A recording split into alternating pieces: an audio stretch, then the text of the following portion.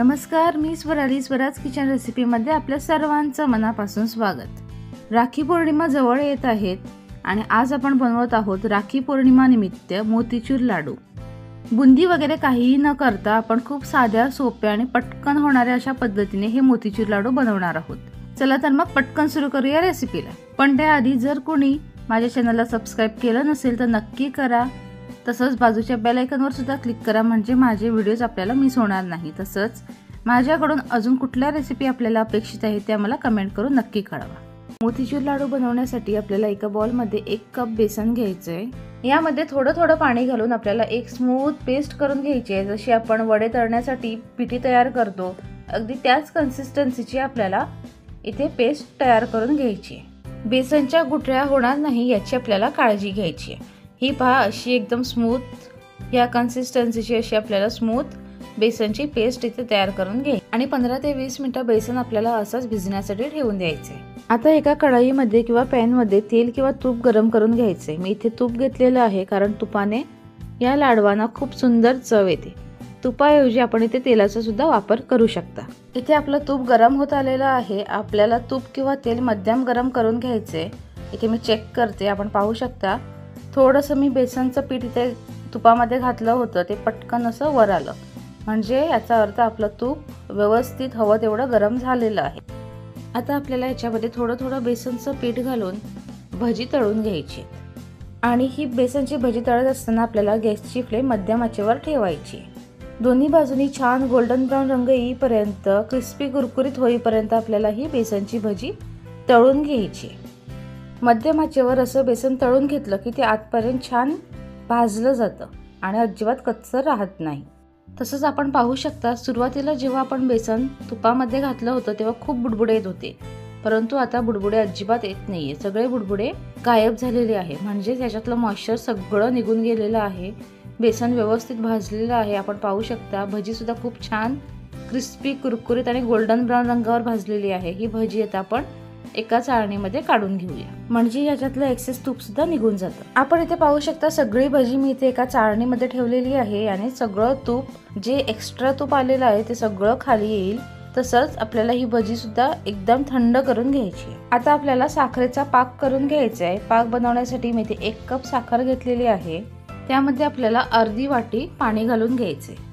आपल्याला ही सगळी साखर पाण्यामध्ये विरघळून घ्यायची आहे। आवडत असल्यास फूड कलर घालायचा आहे। आपण इथे येलो किंवा ऑरेंज कुठलाही फूड कलर वापरू शकतो। फूड कलर हा टोटली ऑप्शनल आहे। फूड कलर नाही घातला म्हणून लाडवाच्या चवीमध्ये काही बदल होणार नाही। फक्त आपल्याला खाताना लाडू पिवळे किंवा केशरी लाडू छान वाटतात म्हणून आपण इथे फूड कलर वापरतो। आपण पाहू शकता सगळी साखर पाण्यामध्ये व्यवस्थित विरघळलेली आहे। आता आपल्याला हे साखरेचं पाणी 3 ते 4 मिनिटं शिजवून घ्यायचे। इथे आपल्याला 1 तारी 2 तारी असा कुठलाही पाक करायचा नाहीये। साखरेचा पाक इथे तयार झालेला आहे। आता आपल्याला गॅस बंद करून घ्यायचे।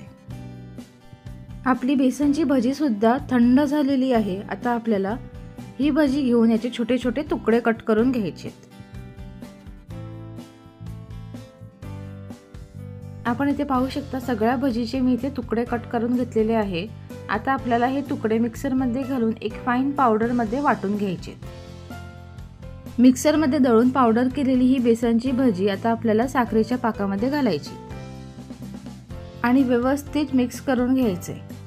एकीकडे पाक एकीकडे बेसनचा चुरा असं राहता कामा नये। सगळ्या बेसनच्या चुऱ्याला साखरेचा पाक लागला गेला पाहिजे। या पद्धतीने व्यवस्थित मिक्स करून घ्यायचं आणि आवडीप्रमाणे ड्रायफ्रुट्स घालायचे। तसंच आवडत असल्यास वेलची आणि जायफळचा पावडर सुद्धा इथे वापरू शकता।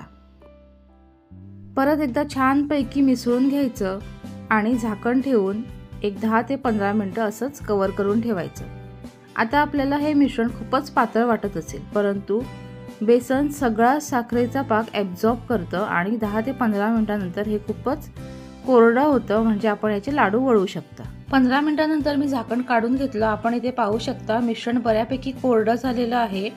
याला परत एकदा मिसळून घेऊया आणि लाडू वळायला घेऊया। लाडू बनवण्यासाठी या मिश्रणाचा आपल्याला थोडासा पार्ट घ्यायचा आहे, हातावर गोळा बनवून घ्यायचा आहे आणि थोडासा दाब देत देत आपल्याला याचा लाडू वळून घ्यायचा आहे।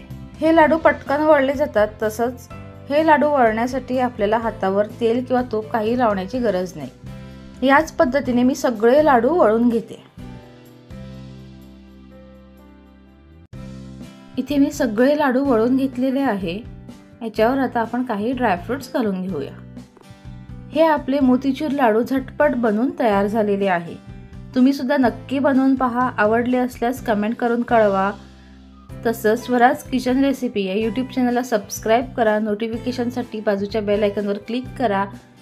लाईक करा, कमेंट करा आणि जास्तीत जास्त आपल्या फ्रेंड्स अँड फॅमिलीसोबत शेअर करा।